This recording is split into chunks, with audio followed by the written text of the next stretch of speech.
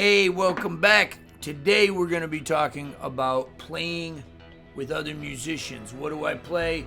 When do I play? When do I not play? What did Little Walter do? What should we do different than Little Walter? Should we do anything different than Little Walter? It depends on the music. Stay tuned. We got a lot in store today.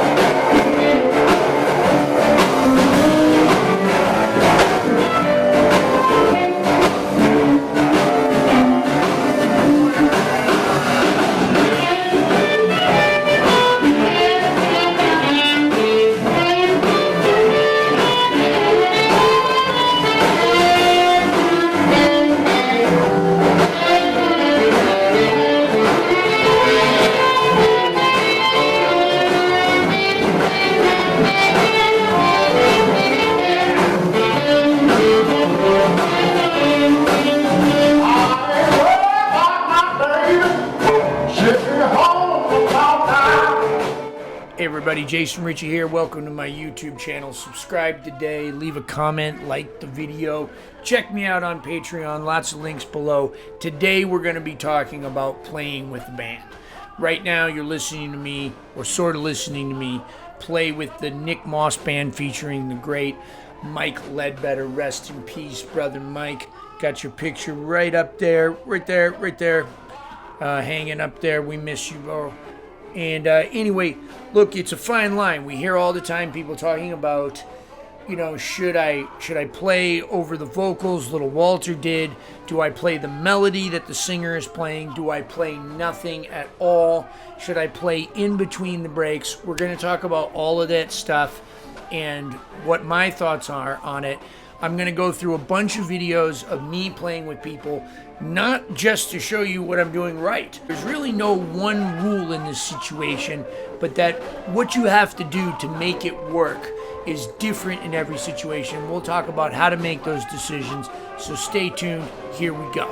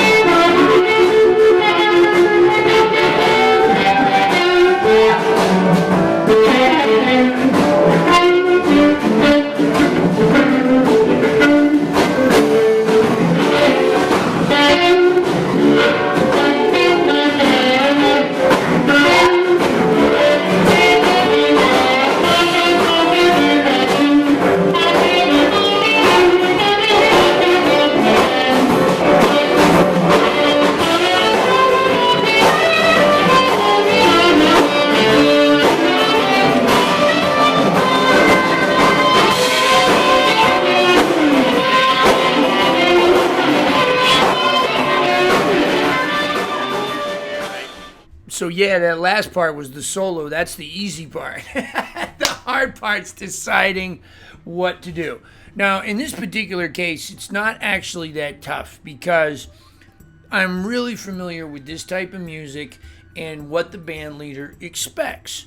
So we're coming from an area where there is a historical reference point, meaning that's, it's James Cotton, it's Little Walter, especially. It's Big Walter Horton, it's Junior Wells. And how did these guys play behind Jimmy Rogers, behind Muddy Waters, behind Buddy Guy? How did they play behind them? So we can listen to these musics, these albums, and go back and get an idea. We don't have to imitate note for note. It's really a language that's not really hard to familiarize yourself with. It just takes time. So right here I got an A harp. You saw the solo. I'm playing. I'm playing. But what am I doing before that? Well, at first I'm not playing anything at all. I'm just standing there and I'm letting the guys in the band play. And that's because that is my default thing to do. Nothing. So let's think about the role of some other instruments, particularly wind instruments, in music today. A lot of times, horn players, they either have an arranged horn part or they come up with one on the fly, which usually includes little punches. Right? Or, right, something like that. Then they get to another section, they...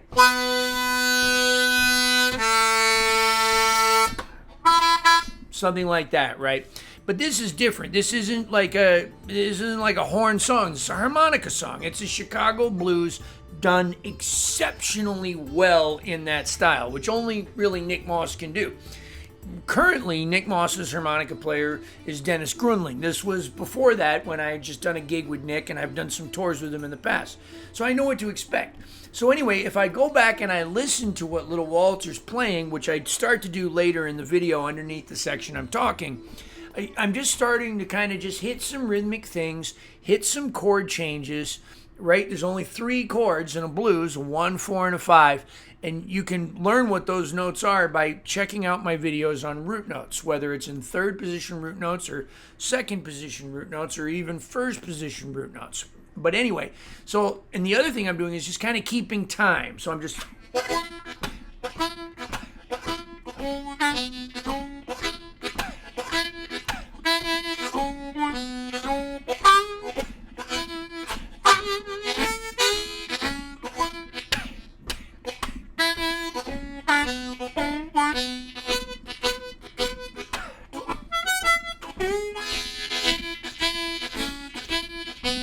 And I'm actually probably even doing less than that. Just...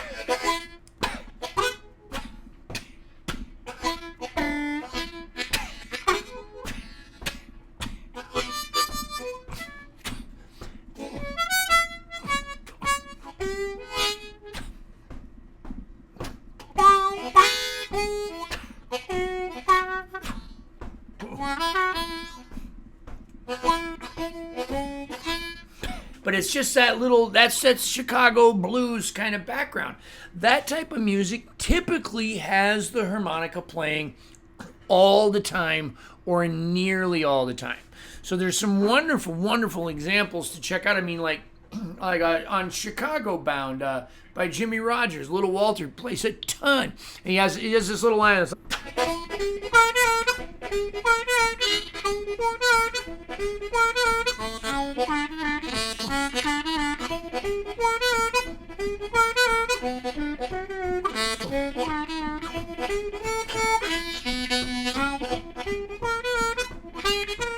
right, so and he plays that the entire time, but that's Little Walter. So ask yourself first, are you Little Walter? Right? And if you're not, maybe it's a good idea when they're playing Chicago Bound, if you're wondering what harp part to play that one. If the band leader says that's too much harmonica, well, you tell them that's what Little Walter did on the original recording, all right? Because you got that, right? You got that as a backup, all right? But can you play it like that, right? Or something like that, okay? The other thing you can do, if the band leader says he doesn't want any, or she doesn't want any harmonica behind their vocals, regardless of whether it's Chicago blues or not, you just do what they say. Horn players, a lot of the time, going back to horn players, play nothing at all. Even if they could put in little parts, they do nothing at all, and they stand around and they wait for their solo. Now, I understand that sometimes you feel, as a harmonica player, you already feel a sense of inadequacy. You feel a sense that you don't belong on stage, that maybe everybody is staring at you because you're not playing. And you want to do something with your instrument to appear like one of the band or to feel like a legitimate musician. Well, let me tell you, after years of experience, I can say that the best way to be a legitimate musician is often to play nothing at all. Wait to see if they give you a solo. Sometimes they don't even give you a solo. I can't even tell you how many times, just last year on the Blues Cruise, I was invited up to the stage by Shamika Copeland. I got up on stage and I grabbed my instrument and I didn't play during her singing, and I waited and they never gave me a solo. After the song was over, I got down. Now, Shamika just forgot, but that doesn't matter. right? Most of the time they will give you a solo if you are respectful. But I'm proud of myself that I didn't force anything, right? My reputation as a human being and a musician is more important than me getting to shine on that song.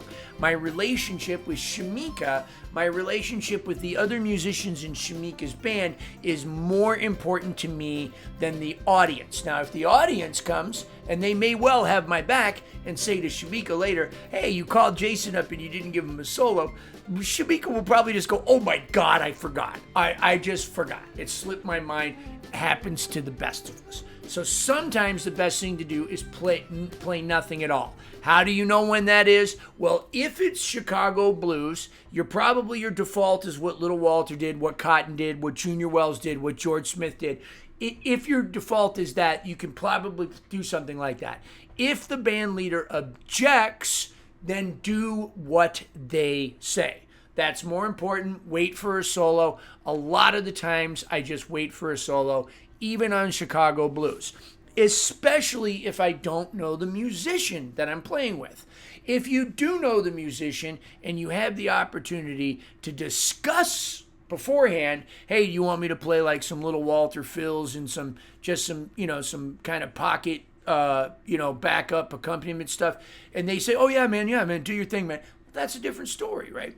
Okay, let's take a look at another example. Here I am with J.J. Appleton, acoustic trio.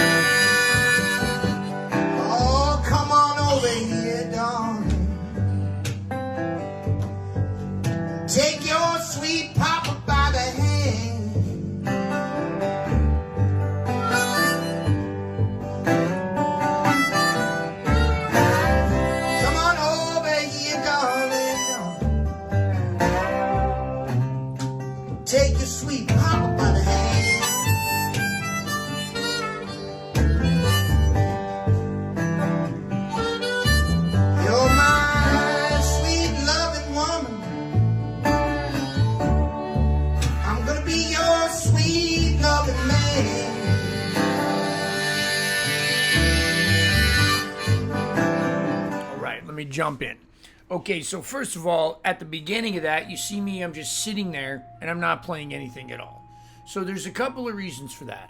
I know the song, I know that I could play, I know what chords there are there, but what I'm doing is I'm using my instrument as something to build. So by not playing at the beginning, I'm allowing like a crescendo, a musical crescendo to happen, that when I do come in, it's sort of marks the beginning. A lot of times with harmonica, I was just recording chord harmonica for my new record, and the engineer had me play over the whole song. But as soon as I got out of the booth and playing it, I said, well, we're not going to use that until halfway through the song. So when it comes in, it builds. So you're building. So you can add something to the song by not playing in the beginning and then building later.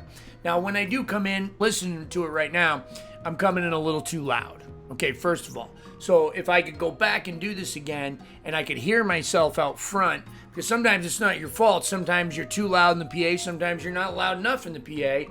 And what you hear on stage is not an accurate representation of what the people in the audience are hearing.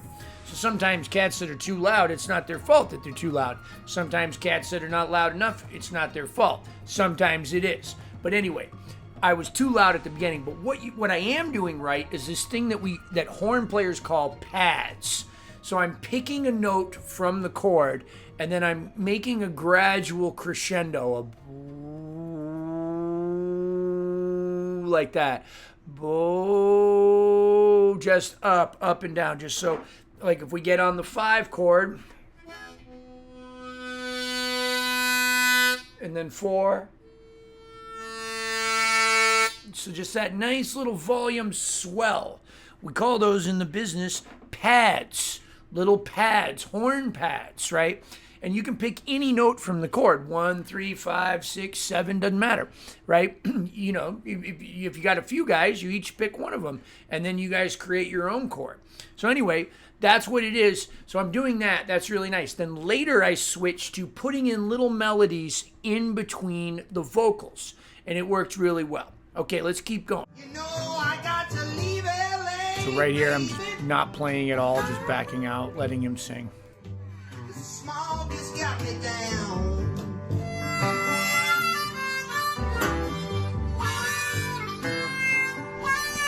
You know I got to leave New York City, baby. Yeah. Make sure your harmonica's in tune.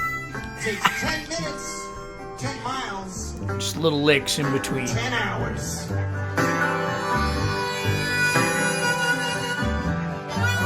Oh, you know I gotta leave LA, baby. Sweet country papa hanging around.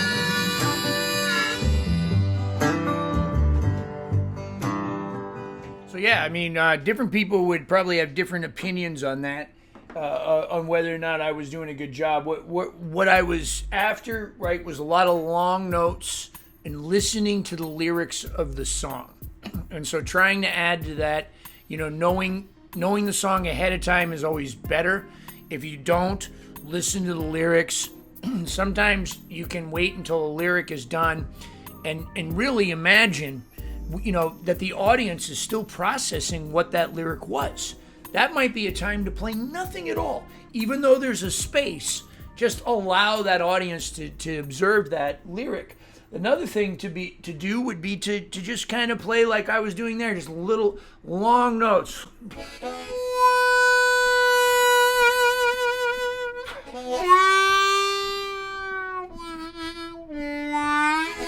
Wrong key, right? But yeah, just long notes. You heard like a lot of chordal stuff too, like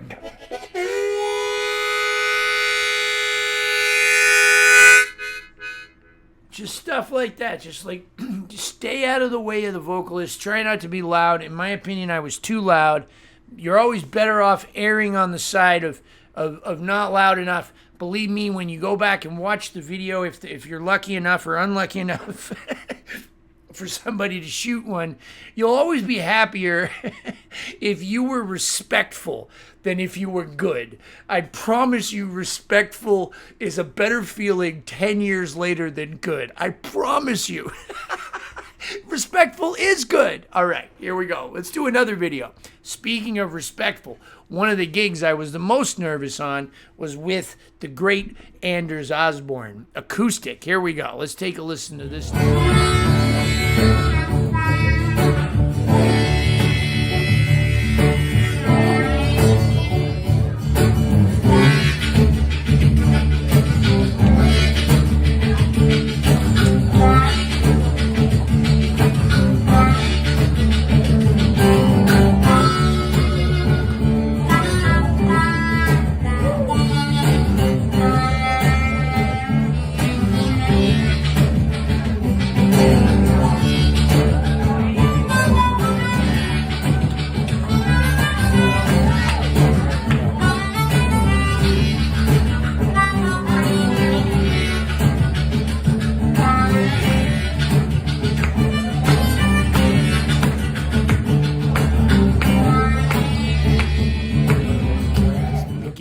The beginning of the number right there is a beautiful song by Anders, who writes beautiful lyrics, right? So this is the thing, right? The lyrics. This is number one. It's not me. It's not my harmonica. I'm there to add to the song. This is something that sometimes even I forget. Often I forget. But luckily, Anders scared me a little because I look up to him so much and I love his music so much that I'm cautious.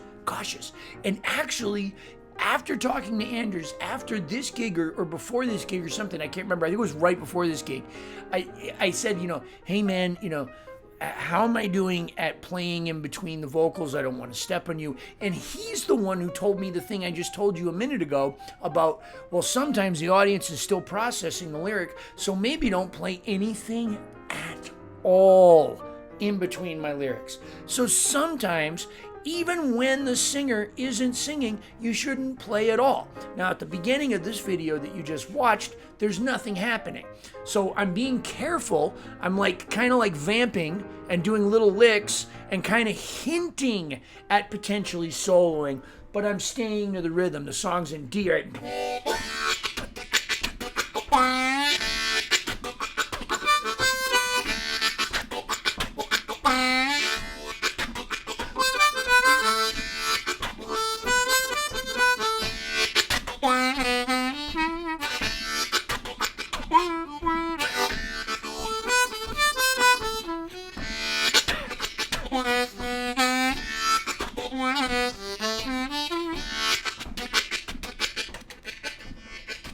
Just signaling him kind of like, hey, that's enough of me doing that. I'm ready for you to be the star. That's what it is, right? So now let's check out the rest of the video.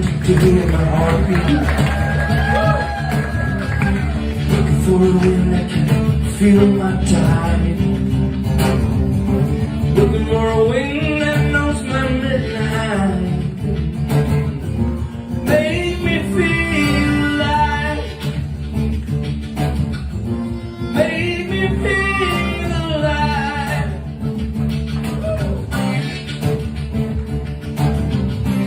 Looking for a wind to cool me down. Looking for a wind that can fill my chest. Looking for a wind that makes me brave. Take me where I went.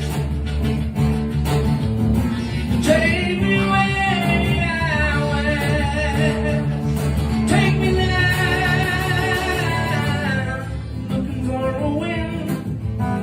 Looking for a wind that can't be denied.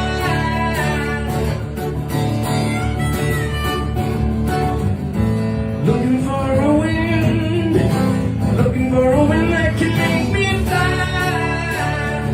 Oh, make me fly.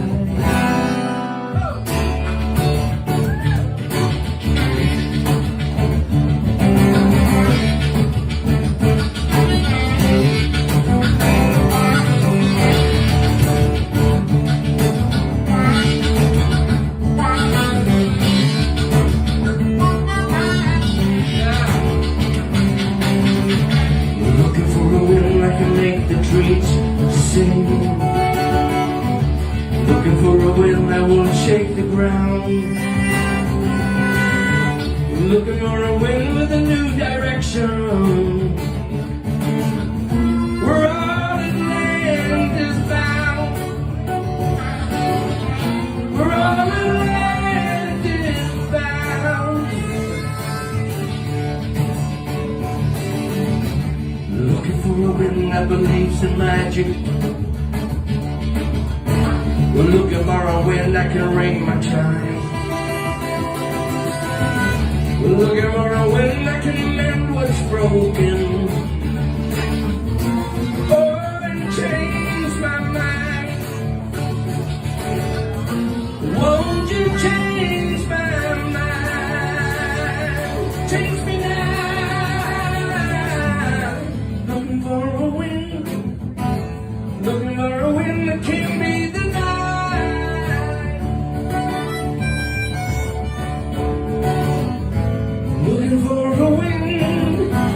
looking for a wind that can make us fly. Oh, make us fly. Oh.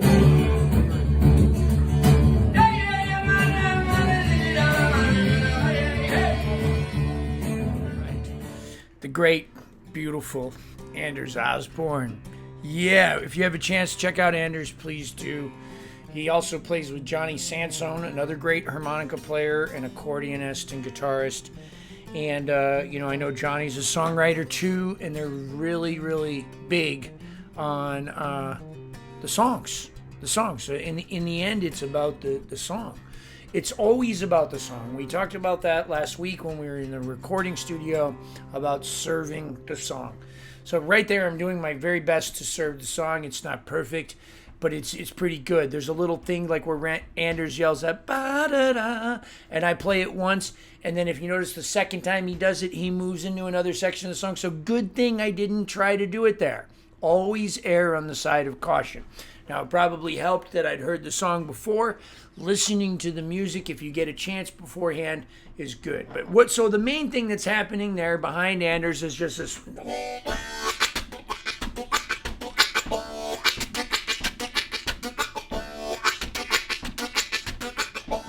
Now, I don't do that on every song with him or with everybody.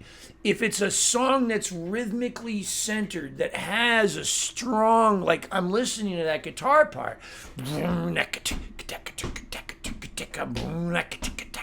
and I'm just kind of complimenting that. And if you notice, I'm really trying to stay off of that mic. You know, that mic, I'm not right up on it like that.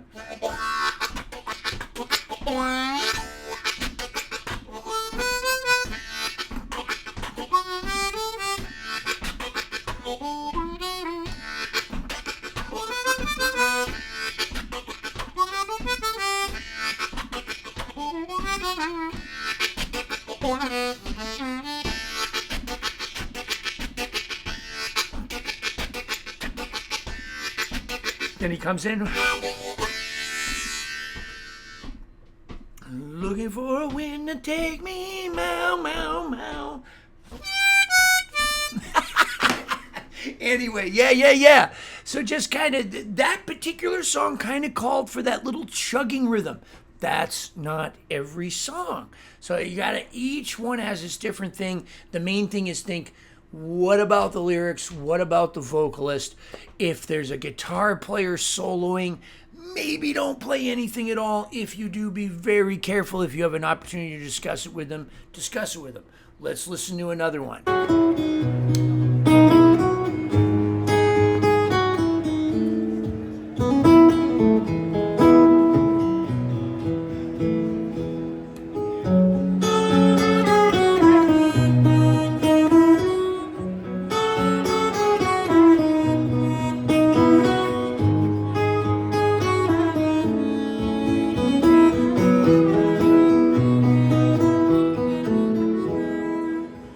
I'm reaching for a sky that's reaching for me. I'm beating down this wall that's challenging me. I'm going down a path that carries me high above. Boom. Wow, I look better, huh? Amazing, right? Amazing that I look better. Emergency, Kate had to go to the hospital. Low calcium. Tetany, that's where your hands won't open up and your face cramps up. She's still at the ER. Anyway, in that song, that what you heard right there, that's all I do.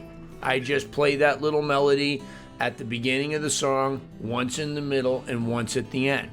So that's another thing you can do for an accompaniment thing, is learn a regular section of the song, and if you just play that and you don't solo, that's a gigantic contribution to the number.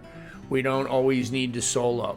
As a matter of fact, even on my own records right now, I'm really like pushing producers and engineers is like, this song doesn't need a harmonica solo. And they're like, no, it's a harmonica record.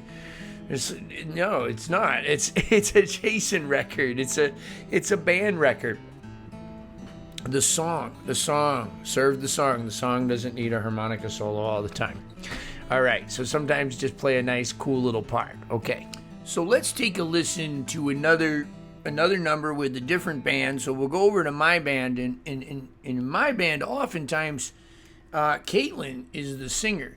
So let's take a listen to what's going on with this particular number here where she's singing. and how I approach that, because it's different. Every song is different, and that's what I'm here to tell you.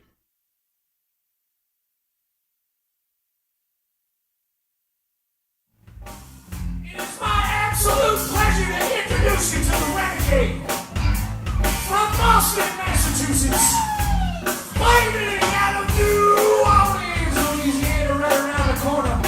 Put your hands together for K-Kids on the vocals.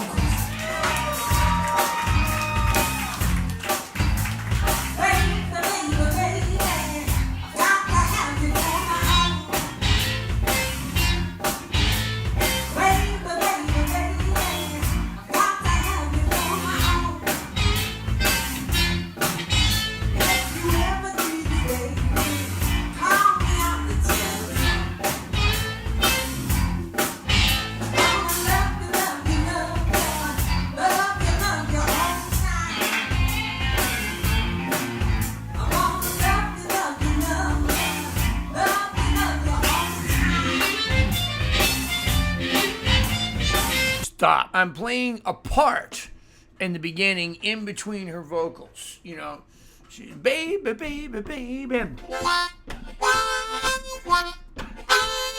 Baby, baby, baby.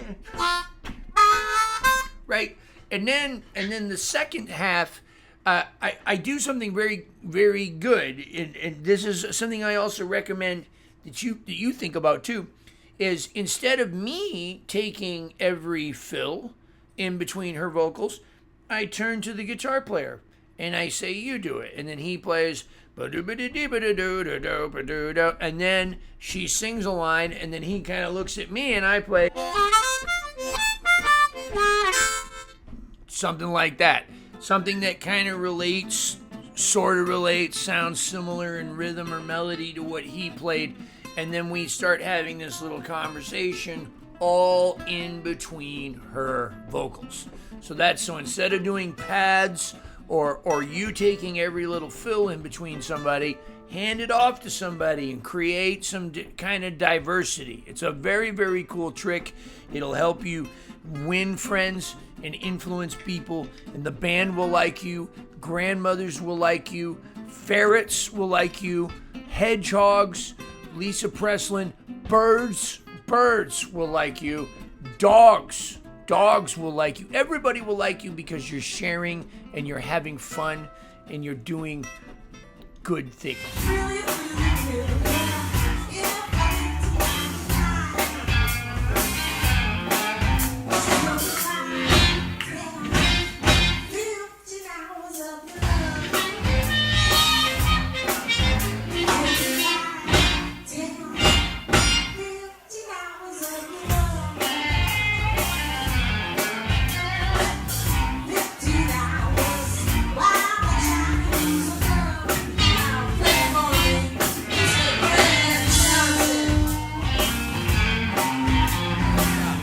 Stop. Okay, me and Brent, the guitar player, are trading off, and we're getting ready to go into the guitar solo.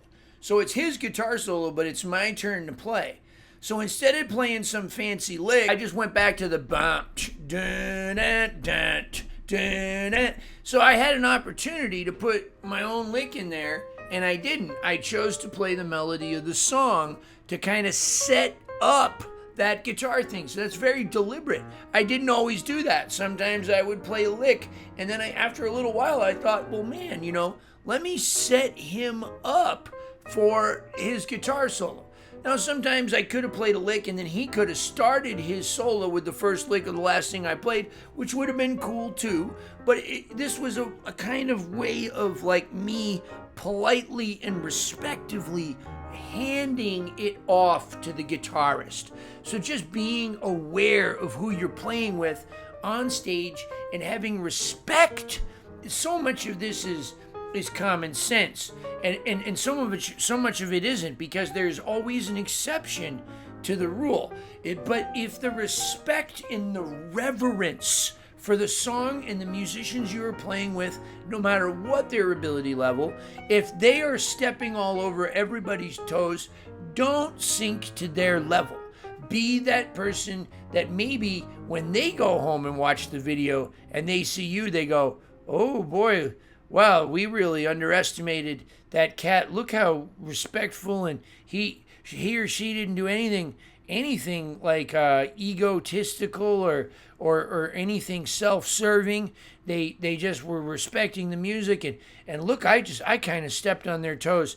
Next time I see them, I think I will apologize, or at the very least, maybe I will try to be a little bit more like that in the future. Let's keep going.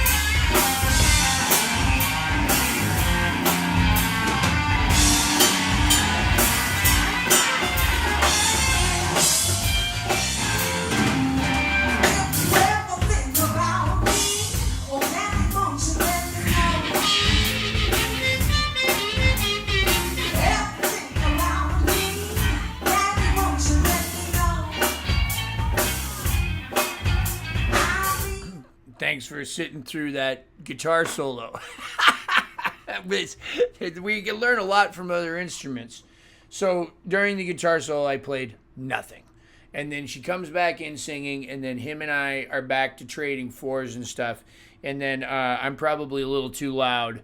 The point where I'm talking to him, I'm telling him to turn up. So rather than me turning down, I'm telling him to turn up. Probably not the best thing. Do as I say, not as I do. Let's continue.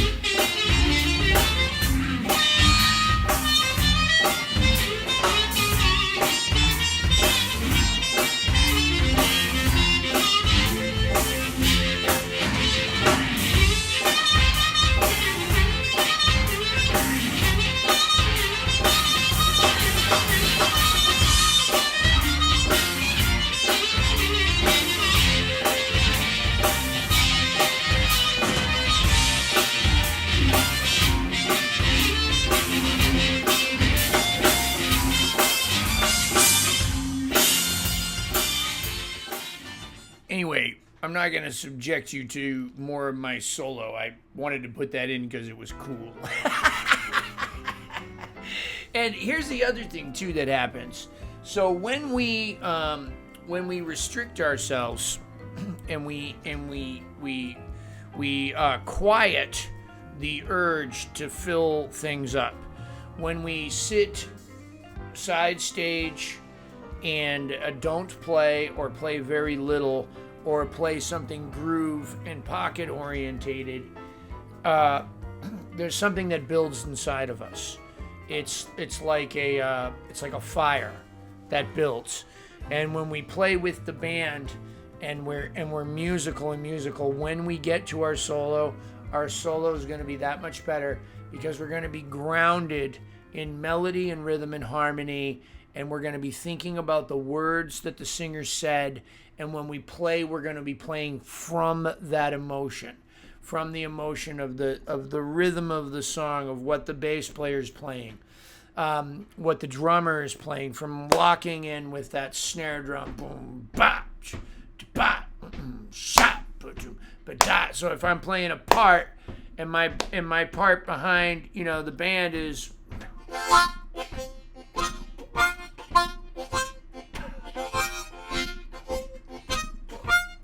and I'm doing that for the whole song, when I get to that solo, I'm just going to be that much more in tune and in sync with the rhythm of the band and the groove. And when I let loose,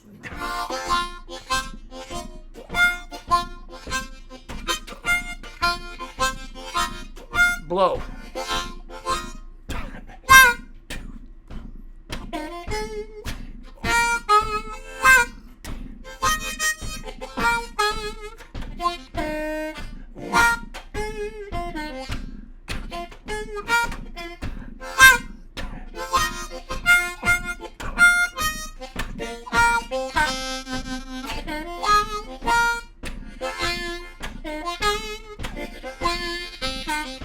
Now, when we listened to Little Walter and stuff, we would hear him still sort of comping behind himself even on his solos. So behind the band, he's playing.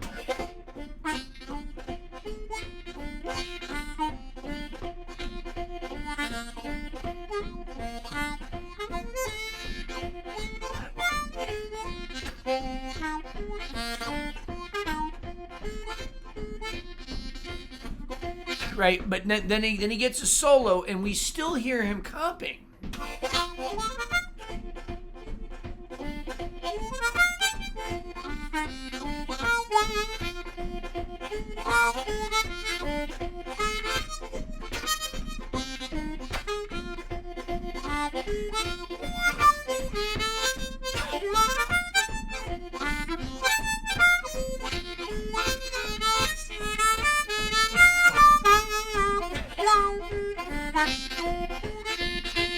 So that constant attention to groove. So much of that good soloing comes from just being part of the band, part of the rhythm section, part of the orchestra, whatever it is. So even Little Walter was aware, well, not even Little Walter, especially we learned from Little Walter that this is a real way of playing music. It's not just a way of backing up people, but it's attention to groove. So even if I'm not playing all of that kind of stuff behind a musician, I want to be thinking, even if I'm not playing. So if I'm not doing that, I'm involving myself in the music without even playing. When it comes time to solo,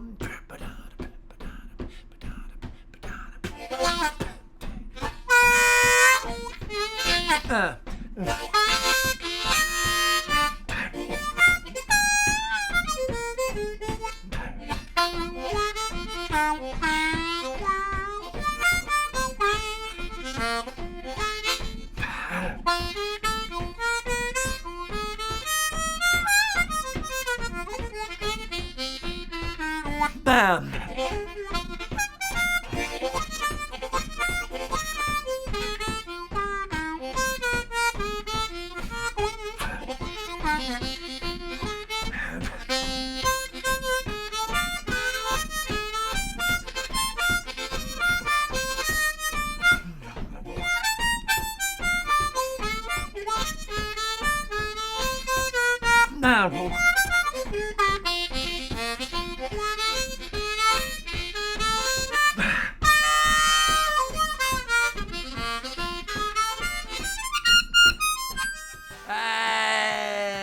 Impossible concentration. That's what it is. So you're just aligning yourself with that, just that eternal sense of groove, and that's what it is. And you don't have to play to do that. And I'll tell you a story. This has happened. It's not one story. It's many stories. This has happened to me so many times. I like to study.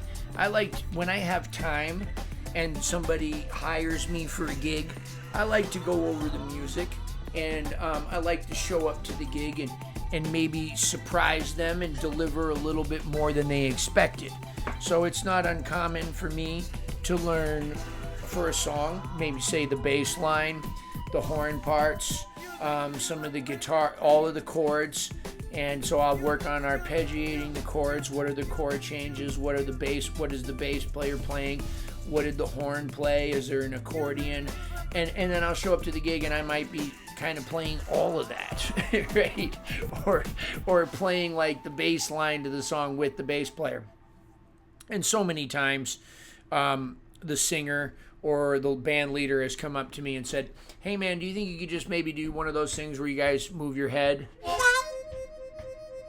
just behind while I'm singing," right? So even though I know how to play, all he wants me to do or she wants me to do is... So it's important to listen to the band. It's important to know what they're doing. But just because we can do what they're doing doesn't mean that necessarily we should. So sometimes it's important to find a contrast or find what our instrument does best. And there's another thing. So those little trills.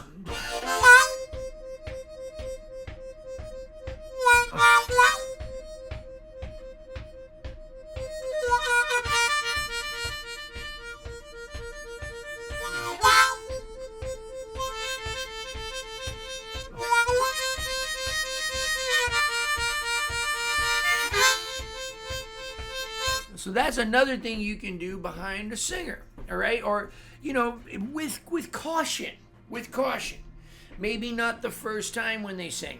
Again, back to the building. What we're doing is we're creating a song, we're orchestrating, we're adding and adding and adding. A lot of times the best thing to do, and I do this all the time for a couple of reasons. If I don't know the song very well, even if it's a blues, when they start playing, just sit out. I just sit out and I just kind of listen to the people in the band and I just kind of get an idea of what's going on. I might sit out for 2 or 3 courses. So, 24 bars, 48 bars, might just sit back, right? I got a little tambourine, I might hit that. I might do nothing. I might make faces at the drummer. Something to look at people in the audience and clown and make jokes and stuff. Anything other than play. But what I'm doing on the sidelines is I'm kind of studying.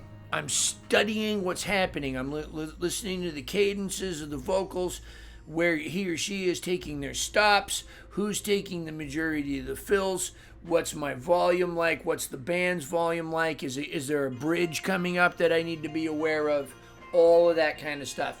Then when I do come in, it sounds like I'm building the song because I waited, but really what I was doing was both. I'm building the song because I waited, and now I'm adding another layer that wasn't there before. Instead of hitting you over the head with it right away, I'm adding that layer.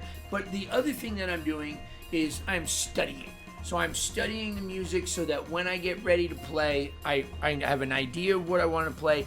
And the mind does a really funny way when we restrict ourselves, and when we show caution, and when we show respect, and when we show reverence, and we pause and we sit for a second. The mind has a funny way of finding exactly the right thing to do.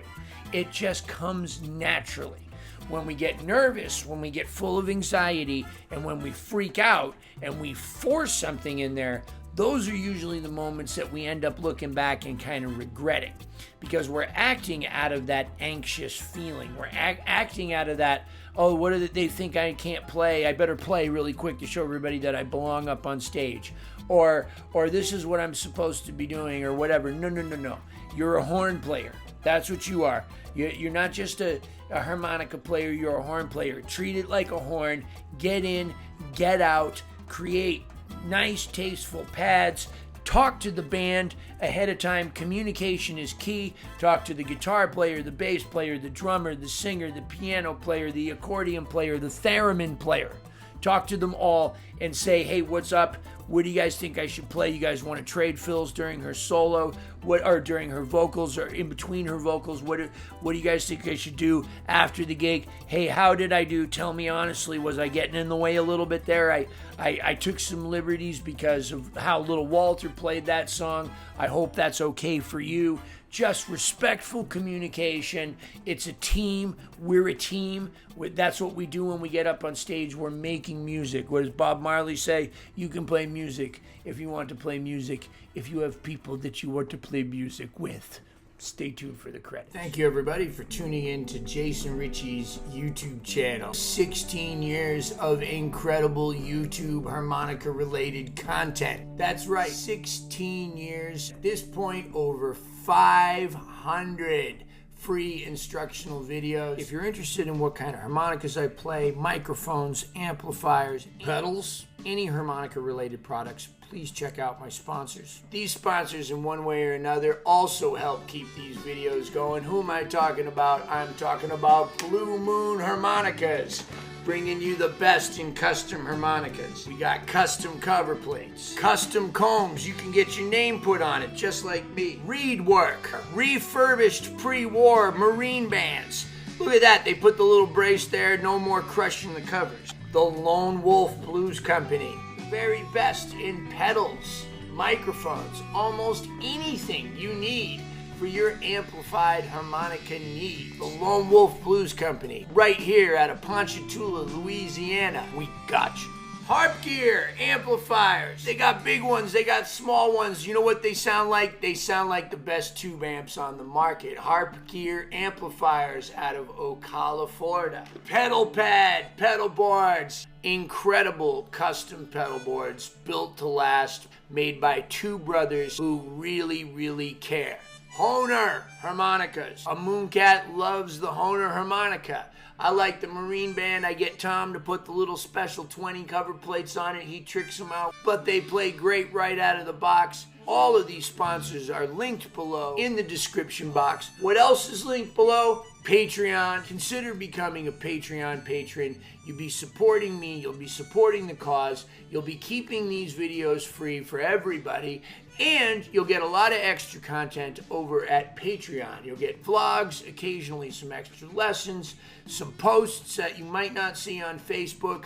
A lot of stuff that I can't say or won't say here on YouTube is over on Patreon. I love my Patreon family. You guys are the best. If you're not into the monthly subscription, you can also give me a one-time tip at Venmo or PayPal below too. I'm a touring musician and I play all over the country, really all over the world with all kinds of different acts. Check out my website, www.mooncat.org. In all seriousness, YouTube, Patreon, my sponsors have absolutely changed my life. Subscribe below, set reminders for the videos. Don't miss any events. Every single Friday there's a free harmonica lesson and a lot more. Even if you're just subscribing, you're helping me a lot. Those of you that are joining me on Patreon, you guys are helping me to make better decisions with my career. In all sincerity, thank you so much, YouTube, for just an incredible, incredible outlet. It's a video diary. I get to look back at 16 years of these videos. I had a lot of new friends, some really fine musicians, made some great contacts in the industry, and it's all because of you. Thank you, my harmonica family.